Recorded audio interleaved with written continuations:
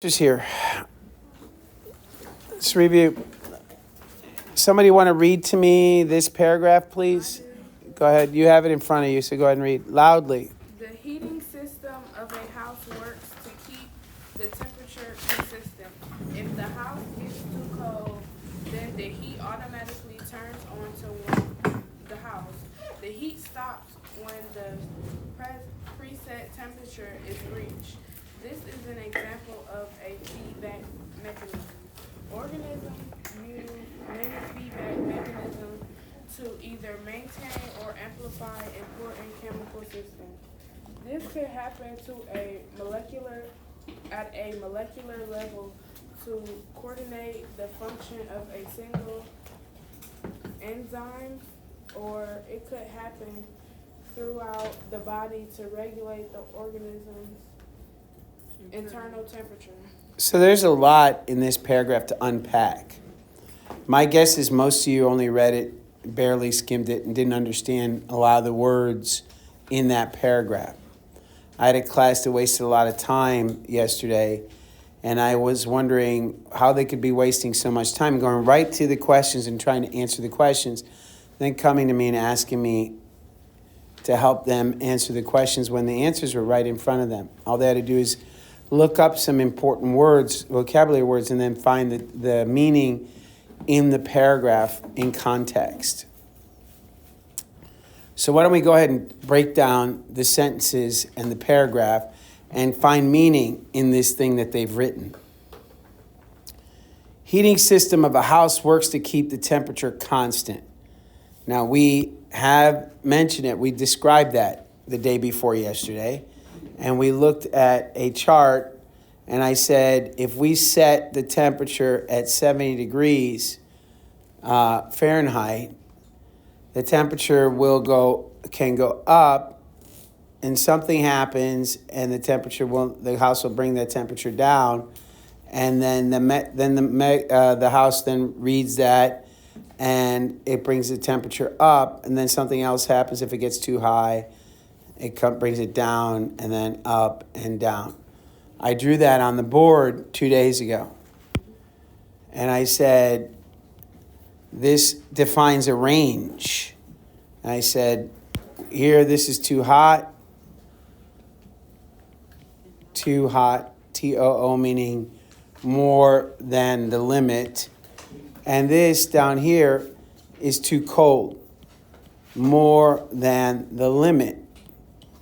So you have to have, first thing you have to have is something that senses the hot and the cold. We said we have this thing called the thermostat, and the thermostat has, as part of its mechanism, a thermometer. Thermometer. Meter means measuring device. Thermo means heat.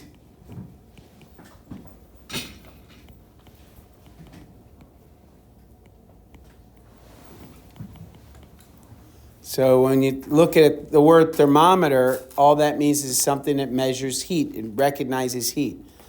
Heat, by the way, let's define heat. Let's define temperature first. Temperature is the average kinetic energy. Remember, kinetic energy is the energy of movement. So everybody should be writing this stuff down, not staring off into space. I know some of you still maybe sick from all the paperwork, from all those blue and yellow papers. You like my sass? No? I thought it was funny, but I guess you don't. Write in your binder, in your notebook, and then rip it out and put in your binder. Oh, you don't? You're taking notes right now.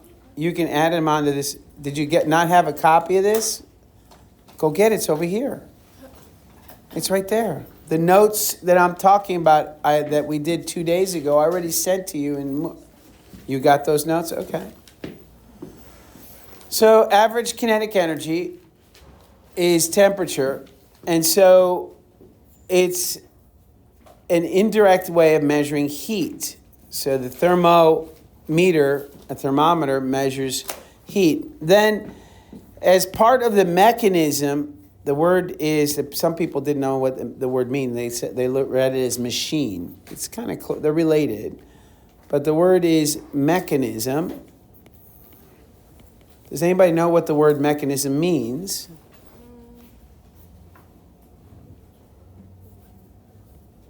It's a series of, that's a good word. That's a good word. I like that word. Can I say a series of actions? Series of actions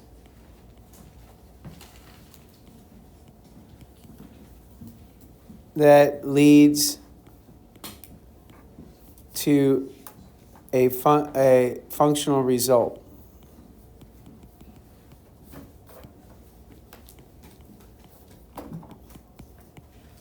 So in this case, you have a thermometer which is reading. We're going to use the word sensing. Is everybody okay with that word? What does sensing mean? What does the word sensing mean? Reading? Okay. Anybody have an idea what the word sense means? Besides making sense, not making, all right, besides that, what the word sense? Yeah, go ahead. Like recognizing something, like your sense, basically, like, I don't really know how to describe it, but like, Give me the 5 senses that you know of. hearing, smelling, sight, tasting, and like, did I ever say Touch, touch? Yeah. right? Yeah. Those are the 5 senses. We sense our environment. We sense changes, right? It gets hotter, gets colder, gets louder. You do sense the environment. Some of you, I wonder if you sense the environment. I really think there's some zombies in this room. Maybe they don't sense the environment, but the rest of us do sense the environment, correct? Yeah. All right, so we have machines that can sense the environment too. The thermometer senses heat.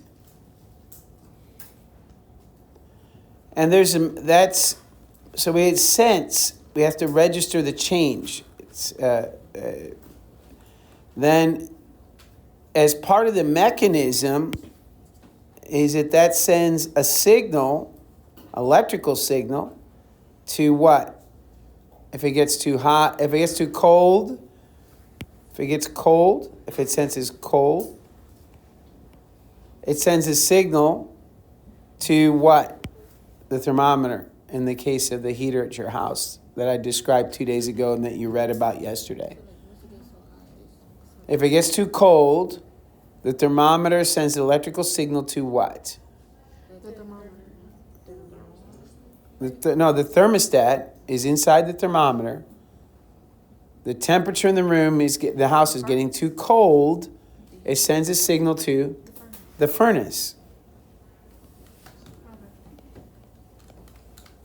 That leads to a bunch of different steps that turns the furnace on. And you get fire.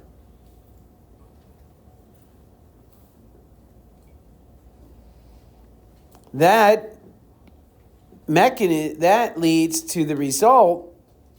What is the response? What we call the response is what? The furnace turns on. What's the ergo? Heats up. Increase in temperature. So if this is the response, to increase in temperature, what was the stimuli? What temperature? That's right. Stimuli. The stimulus, let's just say stimulus because it is one thing. The stimulus was the cold. So it being too cold was the stimulus. That led to what? That led to a response of increased temperature. That increased temperature happened because of the furnace turning on. So there was a mechanism, right? What was the mechanism? The furnace turning on. The signal was the electrical signal sent by the thermostat. But the stimulus in general was it got cold, right? And the response was an increase in temperature. Do you agree with all that? Now, what happens, and I'm going to go ahead and draw another thermostat here. That's what happens when it gets cold. But what happens when it gets hot? Well, if it gets too hot, and I should say, we should be very clear when it's too hot and too cold, because there's a range, right? It gets too hot, what does the thermostat do? It sends a signal to what? To a cold system? Well, Air conditioning? well, it could in the summer, but let's just keep it simple. Keep it with the furnace. You're right. It's not that you're wrong. It's not that you're wrong. But what's it going to do? What's it going to send a signal to the furnace to do if it gets too if it gets too hot? Oh, to cool down the room. No, it's not too cool down the room. What is it? What is it? What is this signal to turn off? That's right. It tells the furnace to turn off. So now the furnace is off. Okay. What is then? That's the mechanism. The mechanism is that it senses the change. It sends a signal. And then this is the machine, it turns the machine off. The response is what? The temperature dropping. That's right. The temperature drops. And so you also get the response, and this was a stimulus.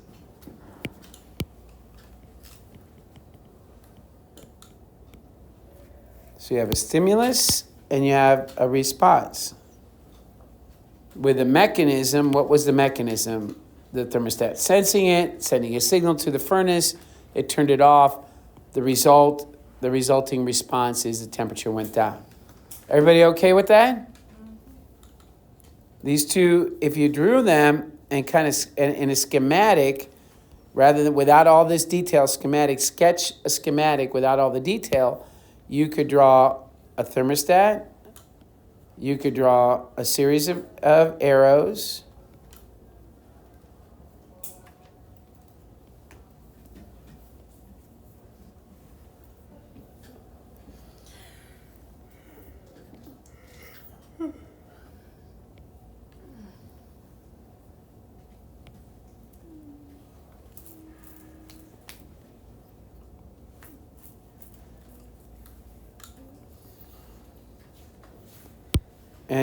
And each side, this is what happens. If it gets too hot, this happens. And if it gets too cold, this happens. In both these cases, if the stimulus is increased temperature, the stimulus is a decrease in temperature, cold, right? And the response is the temperature going up, is it positive or negative feedback? Move that book bag from in front of you, please. What is it, negative or? Okay, whatever. Your eyes were down and to the screen. That's why I was wondering. I am looking at you when I'm talking to you because I'm talking to you. I keep saying that. I mean that to everybody in the room. Even if you're all the way in the back, I'm looking at you. I want to know. I'm talking to you. I want you to know that. I'm trying to teach you, not just these people up front. So if you have a cold stimulus and the response is heat, is that increasing the stimulus or decreasing the stimulus? It's decreased. They're opposite, right? They're cold and hot are opposite. We call that negative feedback. In this case, it's too hot, so the mechanism cools off the house, so we call that negative feedback. These are two negative feedback loops that help keep the temperature constant. These two loops keep the temperature around 70 degrees. Does that make sense, everybody? By going up and down. But it does this using what we call dynamic equilibrium. Again, this is a repeat of 2 days ago where I said dynamic means change, but we're keeping it equal. We're keeping it around 70. All right, so that's where it comes from, dynamic equilibrium. We're changing the temperature, the mechanism's changing in order to keep everything the same, stable, homeostasis. The whole idea, the big idea here is homeostasis, keeping everything the same. Very good. Same, still. Keeping everything the same, still. Temperature, pH, everything. Okay. So when that's a lot in one sentence, but you see how they were temperature constant. That took a lot to keep the temperature constant, didn't it? There goes a lot into keeping your hot, when you're complaining the room is cold or too hot or whatever, there's a lot into it. There's a lot of pieces and parts that I have not described here. This is not a heating and cooling class, so that's not the point. The point is it takes a lot to keep that temperature constant. Your body does a lot to keep your temperature constant. Again, if you get too hot or too cold, you will die.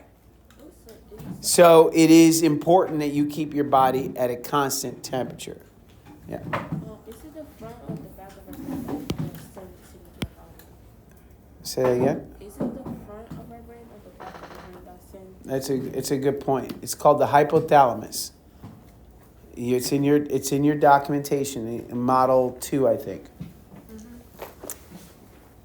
All right. You sign in if you're late. You put your tardy pass down. Did you get a tardy pass from the office? Good. Sign in. The sign in's right there. If the house gets too cold, we already went through all that, right? So that's what all that was about. So I'm just going to highlight the stuff we already talked about.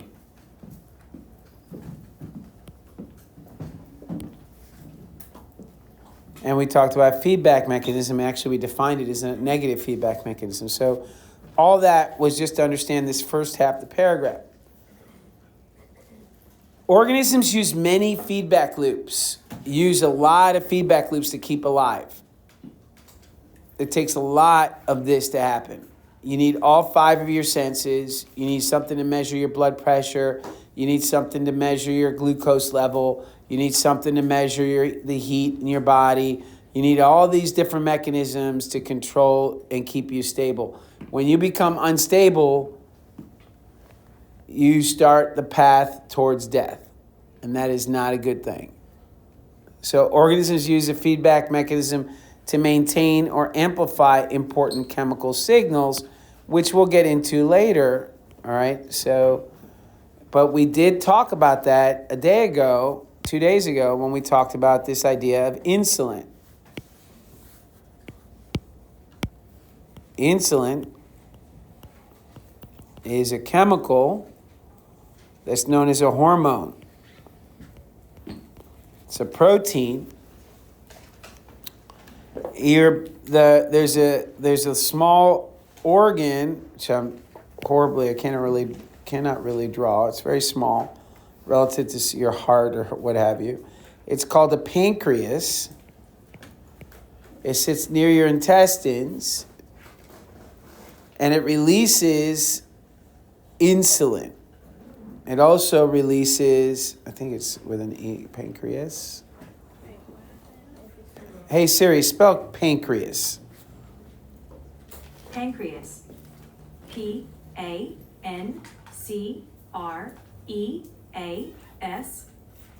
Okay, so there's no E, I was right. All right, so the pancreas releases insulin, but it also releases another hormone called glucagon. This is just one example of a living organism using feedback loops to release chemicals. And the example we talked about, and we'll come back to over and over again, is this idea of keeping your blood glucose around 100. It could go a little lower. It can go a little higher, just like the temperature in the thermometer in the furnace. But you want blood glucose to stay around this 170, what have you. Well, we'll talk about that in a minute. So what these two here are the mechanism, these plus this, is the mechanism that your body uses to keep dynamic equilibrium so that you can keep homeostasis. In this case, a blood glucose. So your blood is here. Let's call it blood. And there's these little molecules called glucose. We draw them with little hexagons. You'll be very familiar with glucose soon enough.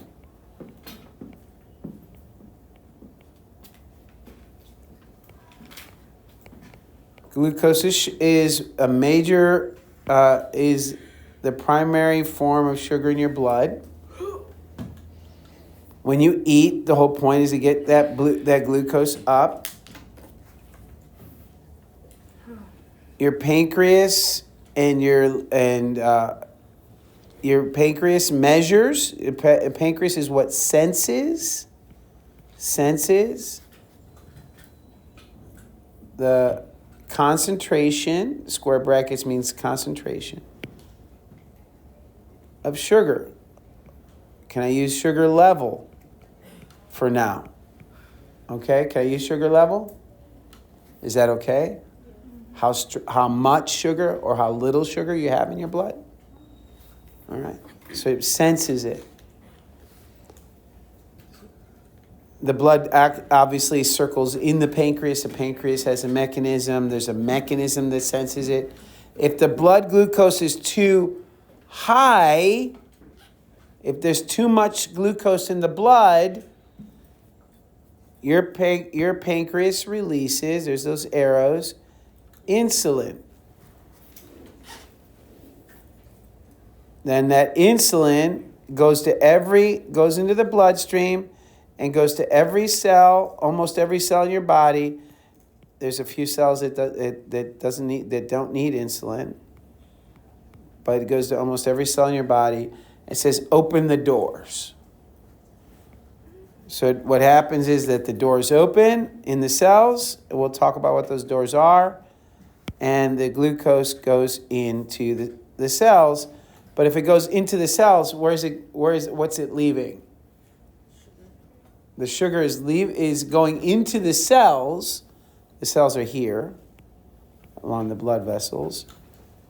It's going into the cells, but what's it leaving? Where's the sugar leaving? The blood. It's leaving the blood. That's good, because there was too much in the blood. So now it goes into the cells. Your body turns them into fat or puts it away as glycogen, whatever, but it's out of the blood. Understood? That's incredibly important, because if that sugar gets too high, your blood turns into syrup, and then your body can't pump it correctly. It gets too thick, and it starts to do nerve damage, and you start losing your eyesight and your hearing and your feeling. Yes, it does happen a lot, too often. And your toes and your fingers start to rot, and they have to cut them off. This is not a good thing. So blood glucose is important that you get the blood glucose out. So that's what happens when the stimulus is blood glucose. So that's why people use insulin? That's right. That's why people use insulin, to get the sugar out of the blood. Blood glucose is too high. There's that word TOO again. Too high. If blood glucose is too high, the mechanism is the pancreas senses it. Blood glucose is too high. Insulin is a signal. This is the signal, by the way. The signal is sent to the blood cells, opens the doors. Then what is this? What is the response? What's the response to insulin? Glucose goes down in the blood. Everybody okay with that? Y'all need to wake up. I'm not going over this again. You're going to be tested on it tomorrow. So you better understand it. If you don't have a question, now's the time to ask it. Not just staring off into space, unwrapping your little candies, or doing whatever else is going on. Writing it down is only the first step. You have to understand it, be able to answer questions on this material. Yes? For insulin, right?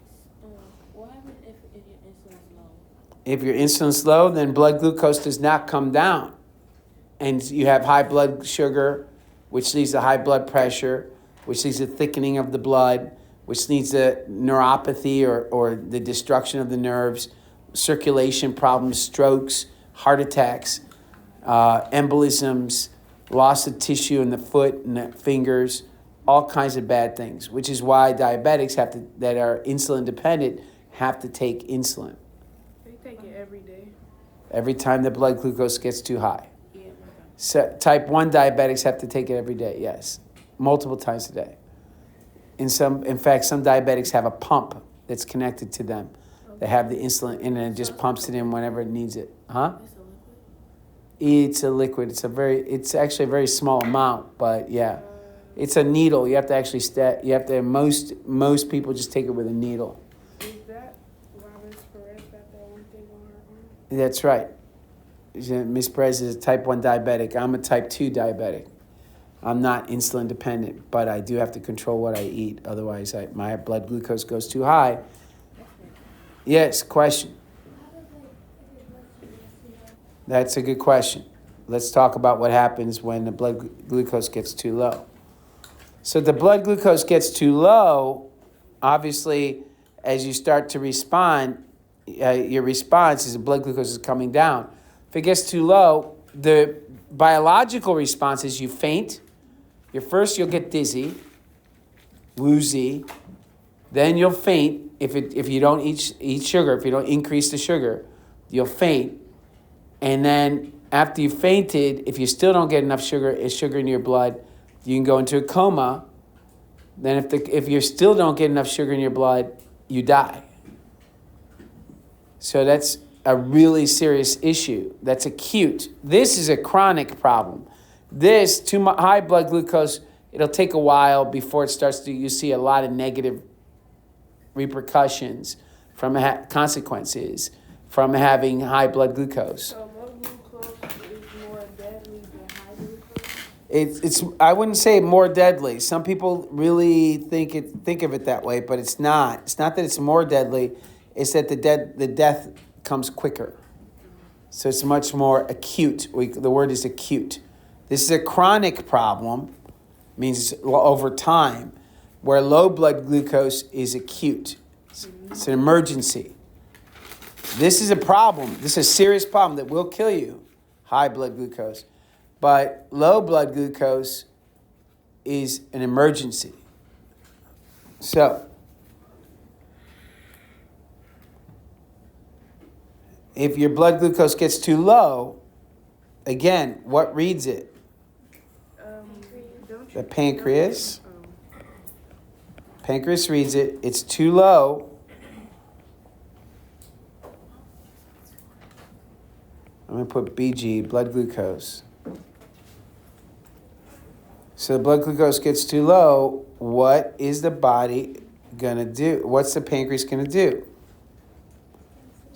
You'll have to make a guess. It sends a signal. What's the signal that it sends? Can anybody guess? Say that again. I didn't hear her. What'd she say? Getting dizzy is a consequence of the blood glucose getting too high. That is a symptom. We call that a symptom. It's not a signal. So it is a symptom. It is your body telling you, yo, you better eat. So that is true. But this pancreas sends a signal to the cells What is the, yeah, the pancreas is going to send a signal to the cells of your body saying, yo, we need sugar in the blood now. It's an emergency. What is the signal? Can you guess? You have to guess. Yeah. Insulin was the one that, glucagon. Excellent. So you have not heard of glucagon probably. A lot of people have heard about insulin, haven't you? But very few people hear about glucagon. So if it's too low, you're going to release another signal protein called glucagon. And glucagon is another hormone, another chemical. It's called a protein. Both these chemicals are called proteins. It sends them into the blood. Glucagon gets sent into the blood. That signal tells the cells, release sugar.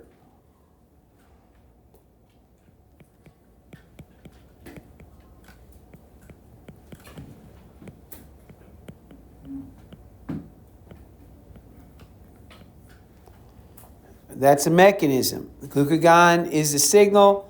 The cells release sugar all different kinds of ways into the blood. What is the result? More sugar. More blood sugar. More blood glucose. So you have the stimulus is the pancreas. The stimulus is too low blood sugar is called the stimulus. Correct? Yeah.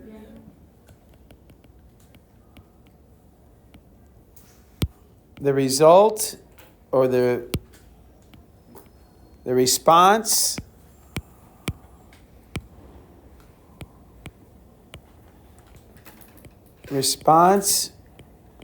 is what?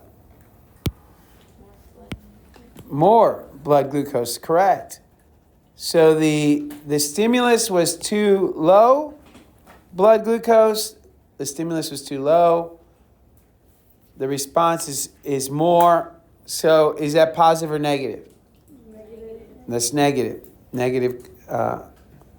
Now here where you have the signal was insulin. Here, oops. Here the signal was insulin, but the stimulus was too high, blood glucose was too high. The response was bringing the glucose down. The mechanism was insulin to cells, take glucose out. What was that, negative or positive? Negative. So two negative feedback loops to help regulate blood glucose, just like the thermometer in your house. So that's just a general idea of how these work.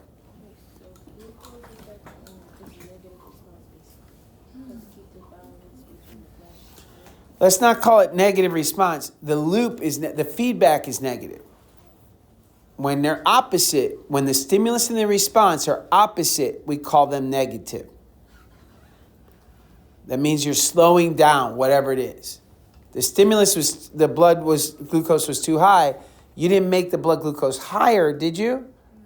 No, you made it stop. You made it go down. So you did the opposite. The same with when it got too high, when it got too low, you did the opposite. You increased it. So we call that negative. Is that okay?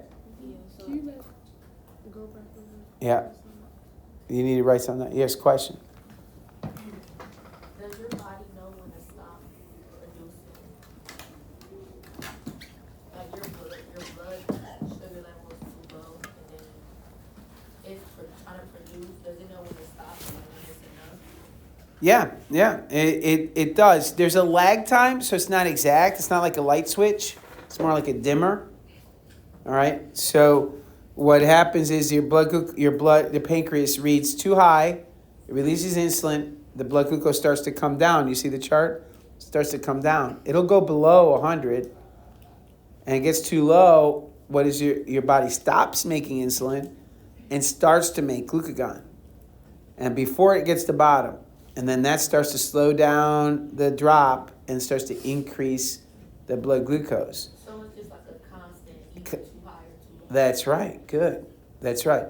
That's it. That's why we call it dynamic equilibrium. So we're keeping it the same, but it's going up and high. See, that's the kind of question we need to have, guys. We need to have those clarification questions. It's always a good thing to write those in your notes in your own words. All right? Say that again? So positive feedback is like if your blood is if your blood sugar is so high, you eat more sugar. Yes. That would be a positive feedback. Yeah, that's really bad for you, but that's not one that and that's why positive feedback in general destroys homeostasis. It can be good, and we'll see an example of positive feedback being good, but negative feedback is your body's tool for keeping everything the same, keeping homeostasis. Yeah. I also didn't understand like how it says with for the negative feedback, the stimulus is decreased, but for positive feedback, the stimulus is increased. For me, like, why is it for the negative the stimulus decreases? Because it seems like it's just a constant of nonstop. That's a good question. Excellent question. Let's go back and look at the insulin one, and then we'll look at the temperature one, and we'll come back to that general term. Okay? Excellent question. I love that question. So you have insulin. With the insulin, what was the stimulus? Too high blood. Too high. We had a mechanism which had a signal, sent the insulin, it brought the glucose out of the blood. What was the response? More, no. What is it? There it is. In the blood? Decrease in glucose. It's on the board. Look at the result. The signal was the stimulus was the blood glucose was too high. The response, it says response, is what? Glucose coming down. So the stimulus was glucose. What did we do to glucose concentration? We decreased it. Right? We decreased the stimulus. That is negative feedback. So let's do the opposite. Basically, like, the stimulus, the response would decrease it. Right, the response decreases the stimulus in negative feedback. So here's another one. Here is blood glucose is too low. You sense it with the pancreas. You send out the signal glucagon. It releases blood in the glucose. And what's the response? More blood. So low blood glucose did the opposite. It reduced the low blood glucose, didn't it? It brought it higher. Is that fair? Mm-hmm. Okay, you did the same thing with the heat. I don't want to take too much time by going over it again, but I'll do one of them here. It got too cold, right? Mm-hmm. Your thermostat sensed it. It sent a signal to the furnace. That's the mechanism. Which the response was what? Increased the temperature. So you lowered the cold. You took away the cold by adding heat. We all agree? Yeah. Opposites. So that's why they say you have a stimulus, whatever that stimulus is. Low blood glucose, high blood glucose, cold, too hot, whatever. It sends a signal. That response is the opposite. It decreases that stimulus. If it's too cold, it reduces the cold by increasing the heat. If it's too hot, it reduces the heat by turning off the furnace or turning on the air conditioner or whatever. If it's too high blood glucose, it sends a signal. The response is bring down the blood glucose. If it's too low, the response is bring up the blood glucose. That's negative feedback. Positive feedback, you get the stimulus, but then you increase that stimulus. You have one in the document in this, and let's go ahead and finish this page, and then go to the next page, and we'll look at that. Two types of feedback mechanisms. We just talked about them. What are they? Positive and negative. Define the words that are used in everyday language. Stimulus, causes, a mechanism. And you can put a lot of answers here. You can say action. You can make it real simple. I'm just writing one. Okay, a lot of right answers here. Causes a mechanism to produce a response.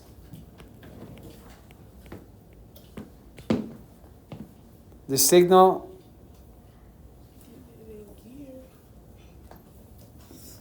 does what? Starts, you can put a lot of different ways. Starts the mechanism, the action. Starts the mechanism. In fact, we can, why don't we, when it starts, sets off the mechanism. Let's just start. Starts is fine. Everybody okay with that? Response. A reaction to the mechanism. Is caused by, just going to be a real simple, is caused by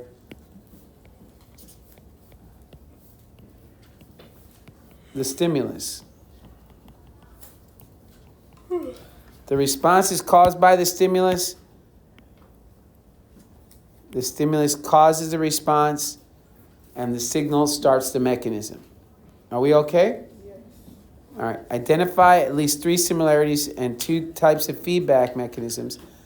In both types, you have a stimulus. That's right. You have a stimulus, then that leads to a signal, that through a mechanism leads to a response. Everybody okay with that? All right, let's move on to the next one. Imagine you have just gotten a puppy. Now we're going to look at a positive feedback loop. You ready? This is where a stimulus increases the response. In this case, we're looking at animal behavior. This is called animal behavior. We have scientists that study this. People that study the specific animal, human, because humans are animals. What do we call someone who studies the specific animal, the specific animal behaviorist that studies humans is called what?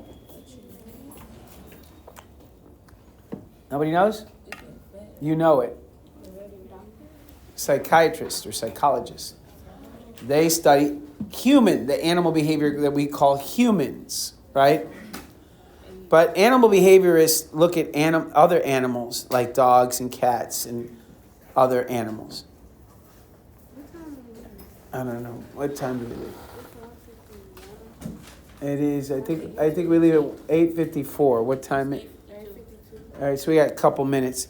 Looks like I'm going to have to finish this with the other classes, okay? Or on my own, and I will publish it tonight.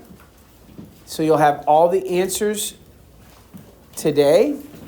So for homework, if you have time, watch the video. I'll send it through Jupiter. Because not everybody's on Schoology yet.